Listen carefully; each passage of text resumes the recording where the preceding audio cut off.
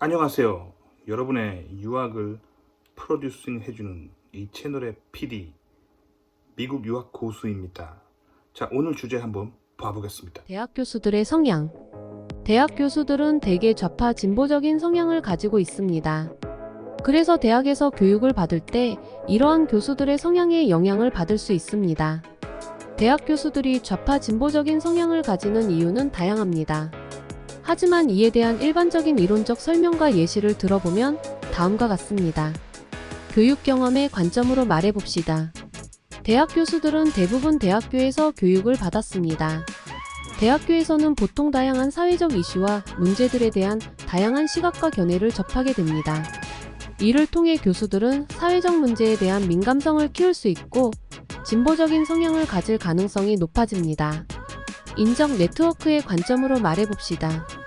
대학교에서는 다양한 인적 네트워크를 형성할 수 있습니다.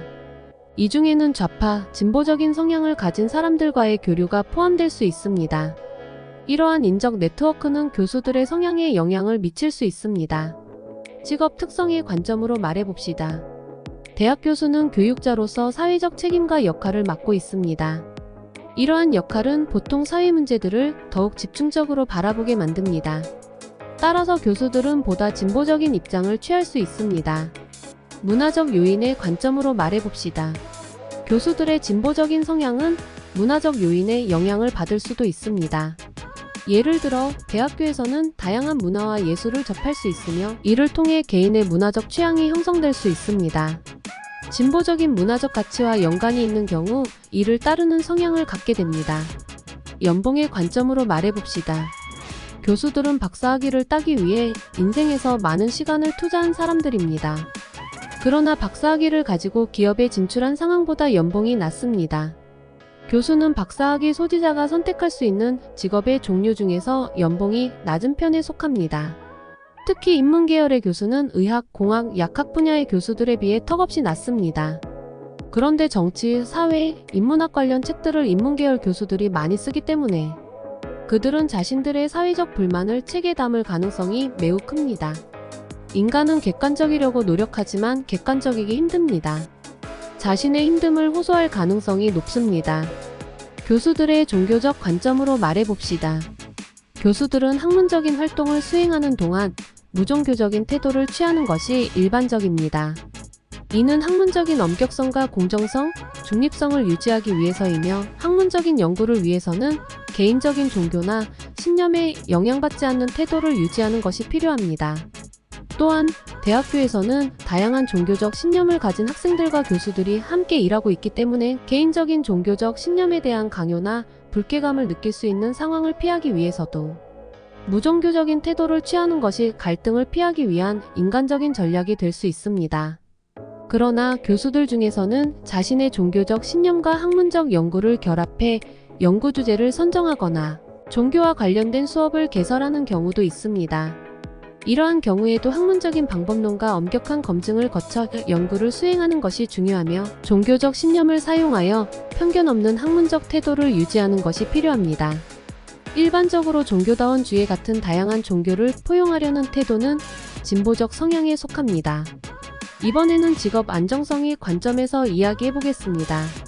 미국에서 박사학위를 취한 사람들이 모두 교수가 되는 것은 아닙니다. 박사학위를 취한 사람들은 대학뿐만 아니라 연구기관, 정부 부처, 기업 등에서도 일할 수 있습니다. 또한 대학에서 교수진이 아닌 다른 직무를 맡는 사람들도 많습니다. 그러나 대학에서 교수로 일하게 되면 일반적으로 안정적인 수익과 긴 학습을 할 수 있는 환경이 제공되기 때문에 박사학위를 취한 사람들 중에서는 교수가 되고자 하는 사람들이 많습니다.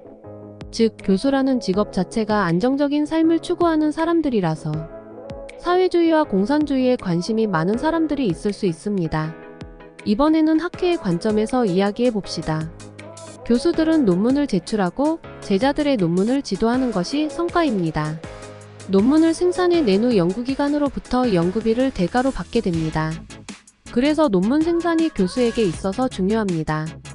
논문 연구비를 타낼 때 좌파 진보적인 스탠스를 취해야 연구비가 잘 나옵니다. 예를 들면 좌파 진보적인 성향의 논문이 인문 계열에서 논문이 채택되고 연구비를 받을 확률이 높습니다. 공학에서는 진화론에 대한 논문이 돈이 잘 나옵니다. 신이 생명을 창조했다는 창조론은 논문 연구비가 잘 안 나옵니다. 그래서 창조과학회 같은 학회가 있음에도 불구하고 그쪽으로는 연구비가 안 나와서 교수들이 논문 쓰기를 꺼려합니다. 하지만 진화론은 인류가 증명한 적이 없습니다. 하나의 가설일 뿐입니다. 원시바다에서 생명이 우연히 발생했다는 밀러의 가설은 아직까지도 인류가 한 번도 증명한 적이 없습니다. 이것은 신학에서도 비슷한 경향을 나타냅니다. 전통적으로 개신교 신학에서는 소돔과 고무라가 멸망한 것이 성적인 타락 때문이었다는 신학적 이론이 전통적이었고 성경책에 그렇게 명확하게 쓰여 있습니다. 하지만 이쪽으로 논문을 쓰면 의미 수 없이 많은 신학자 선배들이 그쪽으로 논문을 써놨기 때문에 쓸 논문이 없습니다. 그래서 신학자들은 센세이션을 일으키기 위해 의도적으로 성경의 내용을 꼬아 비틀어 좌파, 진보 기독교 스탠스를 취하기도 합니다. 소돔과 고무라가 멸망한 원인이 성적인 타락 때문이 아니라 소돔과 고무라의 지배 계급들이 가난한 노동자 계급에게 분배가 부족해서 멸망했다는 좌파 진보적인 스탠스를 의도적으로 취하는 신학자들이 나타나고 있습니다. 이처럼 대학 교수들은 자신의 이익을 위해 좌파 진보 스탠스를 취하고 있습니다. 우려되는 것은 가난하고 교육 수준이 매우 낮은 대중들이 이것을 배우고 받아들이게 되면 더 가난한 삶을 살게 되기 때문입니다. 북한이 대표적인 예입니다. 교수들의 좌파 진보적 성향은 북한의 공산당의 고위급 당원이 취하는 좌파적 진보적 스탠스입니다. 가난하고 교육 수준이 낮은 대중들이 받아들이는 좌파적 진보적 스탠스는 북한의 인민들이 취하는 스탠스입니다. 일반적으로 좌파 진보 성향은 모두가 가난해지는 그리고 더 가난해지는 사회로 이끌어버립니다. 그래서 대학에서 좌파 진보적인 교육을 받을 때 이 점을 매우 주의해야 합니다.